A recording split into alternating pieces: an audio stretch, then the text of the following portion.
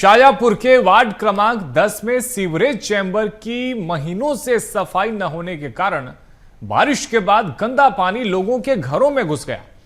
तेज बारिश के बाद सीवरेज लाइन उफनने से घरों में बदबूदार और गंदा पानी भर गया, जिससे लोगों को पूरी रात परेशान होना पड़ा और वे बाल्टियों से पानी बाहर निकालते रहे। वार्ड वासियों का आरोप है कि कई बार नगर पालिका से शिकायत की गई, लेकिन शिकायत के बावजूद भी कोई कार्रवाई नहीं की गई। अब स्थानीय लोग प्रशासन से जल्द समाधान की मांग कर रहे हैं और ये कह रहे हैं कि इस पूरे मामले पर एक्शन लिया जाना चाहिए और सफाई होनी चाहिए, क्योंकि सीवरेज लाइन उफनने से लोगों के घरों में पानी पहुंच रहा है। ऐसे में लोगों के लिए घरों में रहना तक मुश्किल हो गया है। और 10 देखिए किस तरह से वार्ड क्रमांक 10 में सीवरेज चैम्बर की महीनों से सफाई न होने के कारण बारिश के बाद अब गंदा पानी लोगों के घरों में घुस गया है और तेज बारिश के बाद अब सीवरेज लाइन उफनने से घरों में बदबूदार और गंदा पानी भर गया है।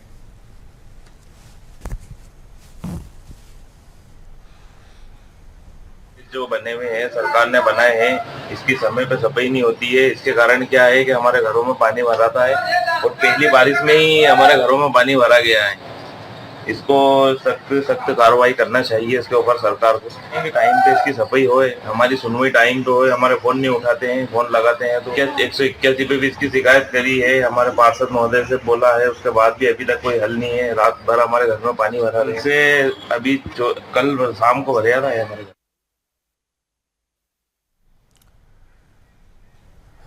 और हमारे साथ में नगर पालिका अध्यक्ष प्रेम जैन जी जुड़ गए। प्रेम जैन जी, क्यों नहीं सफाई हो पा रही है? क्योंकि लोग साफ तौर पे ये कह रहे हैं कि उनके लिए खाना पीना, घर में रहना सोना सब मुश्किल हो गया है। घरों में सीवरेज का गंदा पानी पहुंच रहा है, फिर सफाई व्यवस्था क्यों इस तरह से ठप पड़ी हुई है? सीवरेज का गंदा पानी इसलिए पहुंच रहा है, कुछ लोगों ने सीवरेज के पाइपों को तोड़ दिया और उन नालों में पाइप थे उनके, उसके अंदर प्लास्टिक फंसा दिया। प्लास्टिक फंसाने के कारण पाइप पानी आगे ना बढ़ पाया और वो पानी उनके घरों में घुस गया। उसके बाद उनके फोन आया मेरे पास रात को 11:30 बजे। मैंने दूसरे दिन पूरी लेबर भेज के पूरे उनके सीवरेज की और गंदे पानी की साफ सफाई करवाई है। तो क्या अब साफ सफाई हो चुकी है वहां पर? हाँ, बिल्कुल साफ सफाई, दूसरे दिन बिल्कुल साफ सफाई हो चुकी है। ठीक है प्रेम जैन जी, आप हमारे साथ में बने रहिए। हमारे साथ में रहवासी भी जुड़ गए। इमरान नाम है, इमरान जी से बात कर लेते हैं। इमरान जी, क्या जो दावे किए जा रहे हैं अब सफाई कर दी गई है, अभी मौजूदा हालात क्या है और क्यों इस तरह की स्थिति बनी?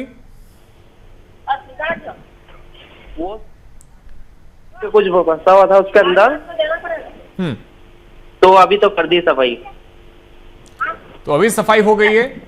हाँ, हो गई सब। ठीक है। इरफान जी भी जुड़े हुए। इरफान जी, क्या आप लोगों ने शिकायतें भी की थी क्या? और आप लोग ऐसा क्यों कह रहे थे कि शिकायत करने के बाद हमारी शिकायतों को सुना नहीं गया, क्योंकि अब तो साफ सफाई कर दी गई है? सर, पहला हमने उसको पार्षद को फोन लगाया था, ये हमारे वार्ड के पार्षद हैं, तो उन्होंने फोन नहीं उठाया। फिर उसके बाद भी नहीं कर रही सफाई। फिर हमने 181 पे शिकायत करी, फिर उसके बाद हमने चैनल पे दिया, फिर सुनवाई हुई। ये चैनल पे करा नहीं, BSS चैनल, इस पे किया, फिर सुनवाई हो गई हमारी। ठीक है। कितने दिनों तक ये समस्या बनी रही? ये कम से कम 3-4 दिन तक।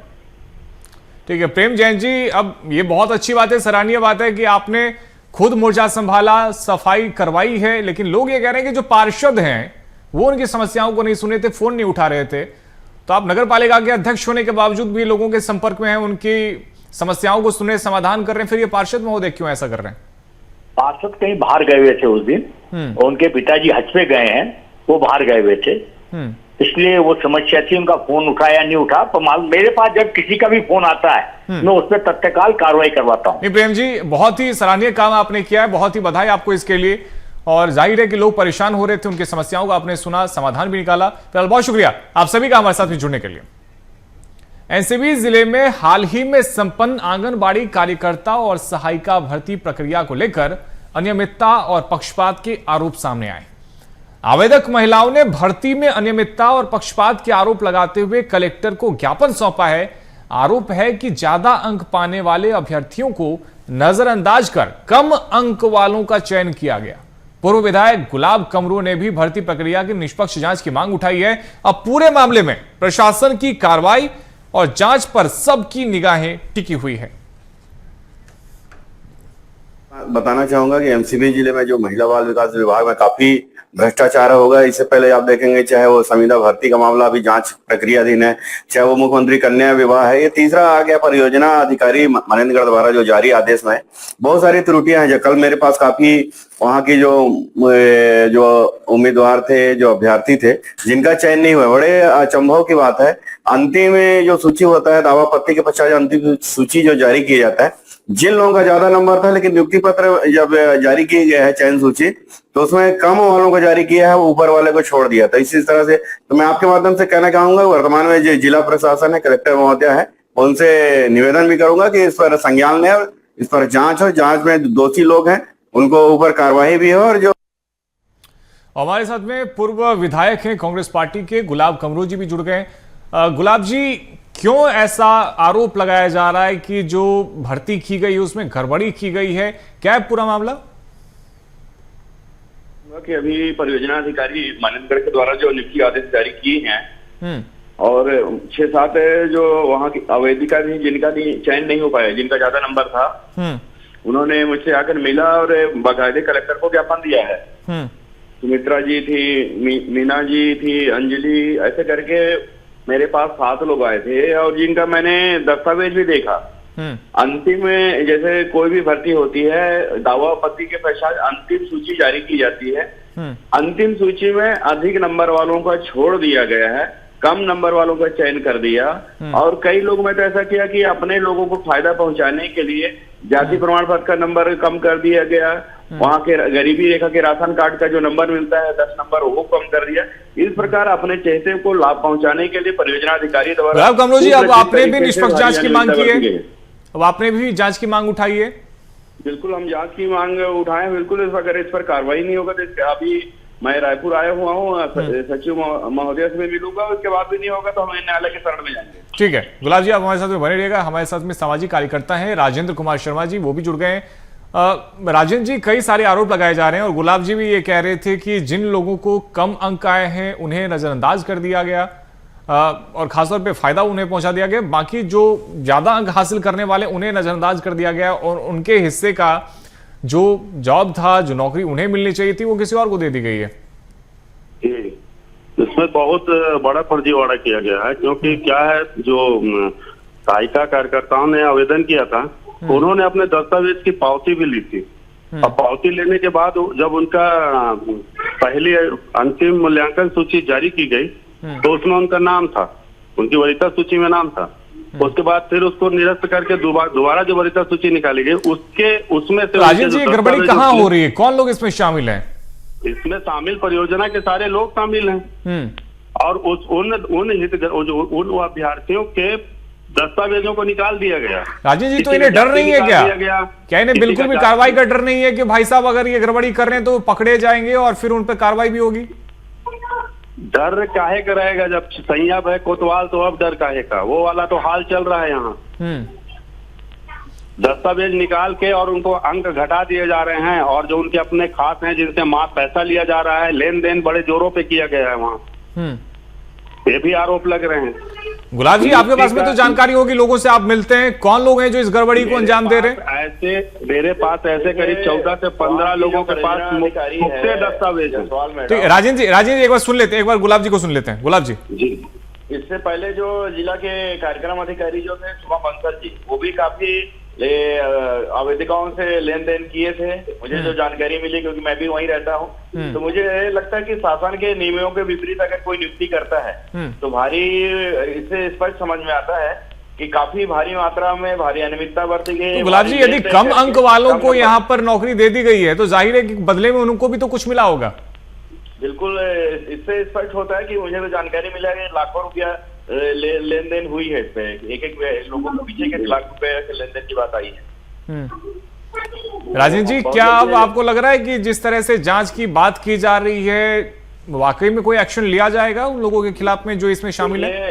अब देखिए तो प्रशासन बताएगा। जिले का पहला मामला नहीं है, इससे पहले भी मैंने शिकायत किया था। संविदा भर्ती हुई, अभी जांच उसका चल रहा है, 4-6 महीना हो गया, अंतिम पड़ाव में है। मुख्यमंत्री कन्या विवाह है, तीसरी घटना हो गई है। मनेन्द्रगढ़ हमारा एमसीबी जिला है, भ्रष्टाचार का पूरी तरह से अड्डा हो गया है, चाहे वो मुख्यमंत्री कन्या विवाह हो, चाहे संविदा भर्ती हो, चाहे आंगनबाड़ी कार्यकर्ताओं की भर्ती है।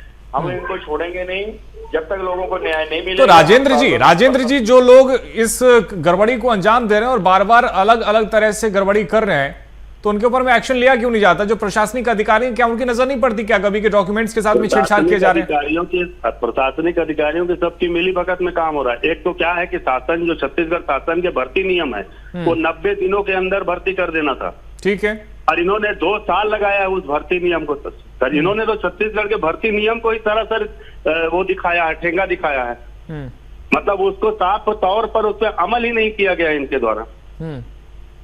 अब जब भर्ती नियम ही, जब छत्तीसगढ़ शासन का भर्ती नियम ही सही नहीं इनको पालन कर रहे हैं, तो फिर ये तो साफ प्रथम दृष्टया दिख रहा है कि इन्होंने सारा भ्रष्टाचार किया ही है उस नियुक्ति में। 2-2 साल किसी भर्ती को रोकना, 2024 में आवेदन किया गया और 2026 में आप उनको नियुक्ति बता रहे हैं। इस दौरान जो कि जनपद की बॉडी वो एक बार भंग हो चुकी, फिर नई बॉडी का गठन हुआ, उनसे इन्होंने दोबारा अनुमोदन भी ले लिया। उस पुरानी बॉडी से भी अनुमोदन कराया, नई बॉडी से भी अनुमोदन कराया। ठीक है राजेंद्र जी, गुलाब जी के पास में चलते हैं। गुलाब जी, यदि बार बार अनियमितताएं बढ़ती जा रही है, बार बार इस तरह की गड़बड़ी सामने आ रही है, तो जांच अधिकारी क्या एक्शन नहीं लेते किसी भी मामले पर? देखिए, मैं आपको बताना चाहूंगा जो सीधा सीधा है, इस भारतीय जनता पार्टी की सरकार में, विष्णु जी की सरकार में अधिकारी कर्मचारी पूरी तरह से बेलगाम हो गए हैं। किसी को भी कोई डर नहीं है, इस तरह से मनमानी कर रहे हैं। आप देखेंगे इस सुशासन त्योहार के नाम में कोई अधिकारी कोई डरने को तैयार नहीं है। इसलिए भारी अनियमितता, चाहे वो महिला विकास का भी हो, चाहे राजस्व विभाग में हो, लगातार अनियमितता, भारी भ्रष्टाचार हो रही है। पर यहाँ के हमारे जिला प्रशासन के अधिकारी हैं, उनके कान में जूं तक नहीं रेंगता। मुझे बड़ा तकलीफ होता है, दुख होता है कि जो हमने, हमारी सरकार, भूपेश बघेल जी की सरकार थी, एमसीबी जिला हमने बनाया था कि यहाँ के लोगों को फायदा मिलेगा, लेकिन यहाँ तो भ्रष्टाचार का पूरी तरह से अखाड़ा वो अड्डा हो गया था। हम आपके माध्यम से कहना चाहेंगे कि समय रहते अगर जांच नहीं होगी, कार्रवाई नहीं होगी, तो हम इसको मैं आज ही अभी जाऊंगा, सचिव मैडम से मिलूंगा। इसके बाद भी अगर कार्रवाई नहीं होती तो उच्च न्यायालय बिलासपुर में बिल्कुल अगर गड़बड़ी हुई है तो उस पर एक्शन भी लिया जाना चाहिए और जो भी दोषी हैं उन पर सख्त से सख्त कार्रवाई की जानी चाहिए। फिलहाल बहुत शुक्रिया आप सभी का हमारे साथ में जुड़ने के लिए। शहडोल के अमलाई क्षेत्र में शारदा ओसीएम खदान पर नौकरी और मुआवजे की मांग को लेकर ग्रामीणों का आक्रोश फूट पड़ा। भू आश्रित किसानों ने खदान गेट पर टेंट लगाकर धरना शुरू किया और चक्का जाम कर दिया। प्रदर्शन के चलते खदान में वाहनों की आवाजाही थम गई और कोयला परिवहन पूरी तरह प्रभावित हो गया। ग्रामीणों ने कोल प्रबंधन और ठेकेदार पर वादा खिलाफी का आरोप लगाया है, जमकर नारेबाजी की। बढ़ते तनाव के बीच पुलिस और प्रशासन की टीम भी मौके पर पहुंची और मौके पर पहुंचकर पुलिस की टीम ने अब मोर्चा संभाला है।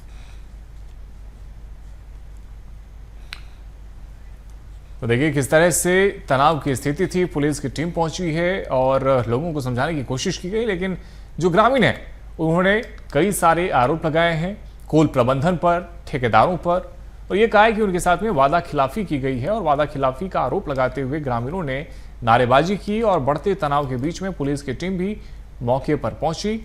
लेकिन ग्रामीणों का साफ तौर पर यह कहना था कि उनके साथ में वादा खिलाफी की गई है। तो शहडोल के अमलाई क्षेत्र में यह पूरा मामला सामने आया है और भू आश्रितों का उग्र प्रदर्शन देखने को मिला।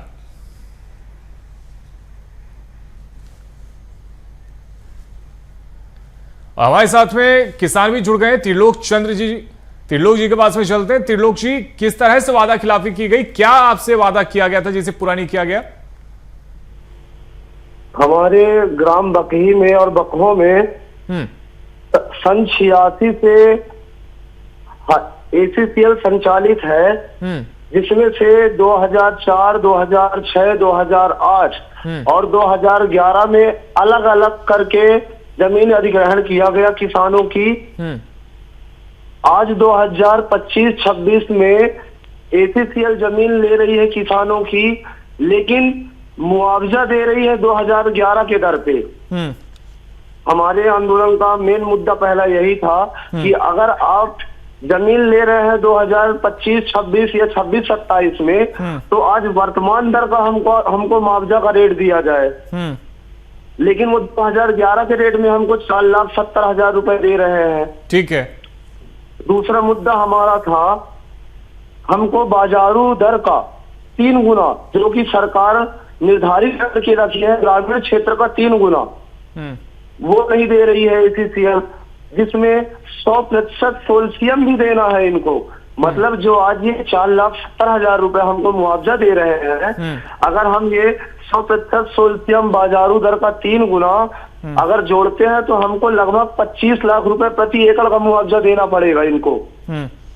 लेकिन ये हमको 25 लाख रुपए न दे करके सिर्फ 4,70,000 प्रति एकड़। नौकरी का भी वादा किया गया था। ये हो गया हमारा जमीन का मुद्दा। और आज वर्तमान में 2014 से हाईवाल मशीन यहाँ संचालित है। पहले मेन सोल कंपनी आई थी, उसका टेंडर लगभग खत्म हो चुका है। अभी वर्तमान में आरके अर्थ रिसोर्सेस आई है। ठीक है, तो कई सारी मांगे हैं। ठीक है, लौटूंगा त्रिलोक जी आपके पास में। हमारे साथ में हमारे साथ में जिला अध्यक्ष भी जुड़ गए हैं बंगोपा के, प्रवीण कुमार चौधरी जी। प्रवीण जी, कई सारी मांगे हैं, आपने सुना भी और आप जानते भी होंगे, लेकिन क्यों नहीं फिर उस और एक्शन लिया जा रहा है? क्यों इस तरह से ग्रामीणों को इस बात के लिए इंतजार किया जा रहा है कि जब तक वो प्रदर्शन करेंगे, प्रदर्शन के बाद में फिर ये मामला उठेगा, मीडिया इसको लेकर के चर्चा करेगी, फिर उसके बाद में कोई एक्शन लिया जाएगा? सर, इसमें क्या है ना कि जो एसएसएल प्रबंधक है या जो ठेकेदारी में जो कंपनियां हैं, उन्होंने सीधे मोड़ बना के रखा हुआ कि हम तुमको नौकरी नहीं देंगे, आप चाहे कितने भी आंदोलन कर लो।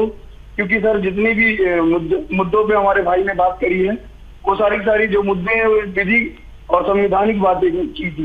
लेकिन उसमें भी क्या है कि सर इन्होंने जितनी भी हो सके बाहर की बाहर ही लेके आए नौकरी में, जबकि सारे ऑपरेटर हैं, है ना, और जो भी क्या बोलते हैं आपके मजदूर हैं या हाई वॉल ऑपरेटर होंगे या टिपर ड्राइवर हो गए, ये सारे ग्राम में हैं, लेकिन वो भी प्रभावित गाँव में हैं। तो भी वे उनको अनदेखी करके और उनकी बहाली दे रहे हैं बाहर के वालों की।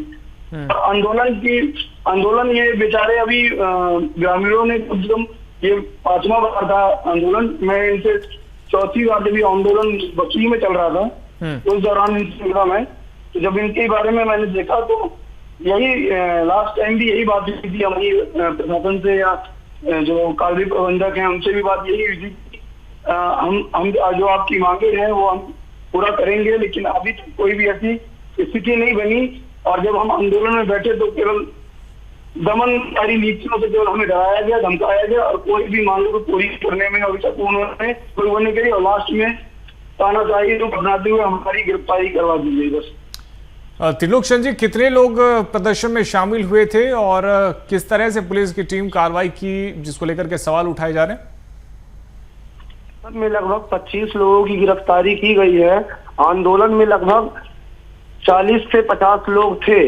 उस टाइम पे कुछ लोग खाना खाने चले गए थे, तो यही मौका देखते हुए अमलाई पुलिस ने कार्रवाई किया कि आप लोग उपद्रव मचा रहे हैं, जबकि ऐसा कोई माहौल नहीं था।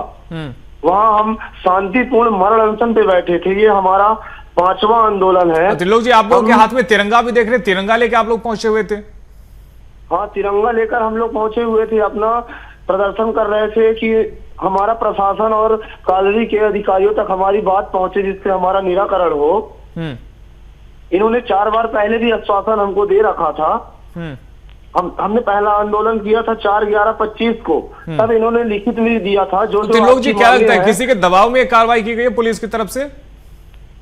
ये जो आरके अर्थ रिसोर्सेज के जो डायरेक्टर है राजेश्वर यादव, इनका कहना है मेरा कोई कुछ नहीं बिगाड़ सकता, मोहन यादव मुख्यमंत्री मेरा रिश्तेदार है, तुम चाहे भूखे मरो कुछ भी करो, मैं तुमको नहीं दूंगा, जिसको देना होगा मैं दूंगा, मेरी प्राइवेट कंपनी है, मेरी मर्जी चलती है। उनका ऐसा कहना है। नहीं, जाहिर तौर पे गंभीर आरोप हैं और जाहिर है कि इसके बाद में जांच भी होनी चाहिए। हमारे साथ में प्रवीण जी भी लगातार जुड़े हुए हैं। प्रवीण जी, आपने भी सुना किस तरह से त्रिलोक जी अपनी बात रख रहे थे। अगर इतनी सारी अनियमितताएं तो फिर कार्रवाई क्यों नहीं की जा रही? क्योंकि साफ तौर पे वो ये भी बता रहे थे कि 2025 में उसे जमीन ली गई, लेकिन मुआवजा की राशि जो है वो 2011 के हिसाब से दी गई है। जी, और 2011 से भी जिनकी ली गई है ना, एक मामला तो आदिवासी भाई है हमारे और दलित भाई है, उनकी भी जमीन 2008 में ली गई है ना, और उनकी क्या बोलते हैं अभी तक ना उनको नौकरी दी गई। और लगभग 10 से ज्यादा लोग हैं जो दलित हैं, और एक हमारे क्या बोलते हैं आदिवासी वर्ग से आते हैं राम कुमार कोल, उनकी और कई लोगों की भी जमीनें जो हैं 2008 में 5 साल के लिए किराए पर ली गई थी।